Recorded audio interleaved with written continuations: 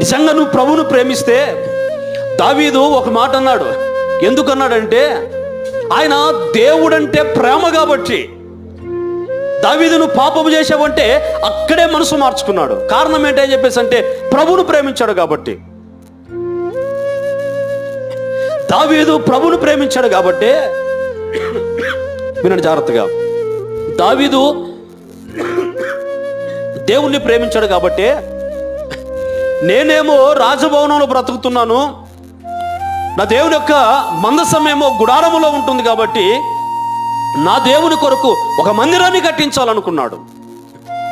దాని కొరకు బంగారు, వెండి విలువ కలిగినటువంటి అనేకములు దేవుని యొక్క మందిరం కోసం ఆయన సొంతగా ఇచ్చాడు. ప్రియులారా, అంటే ప్రభువుని ప్రేమిస్తూ ఉన్నాడు కాబట్టి తన ప్రాణాన్ని ఆయన ప్రేమగా ఎంచుకొనలేదు. ఎంత తగ్గించుకున్నాడంటే, నేను చాలా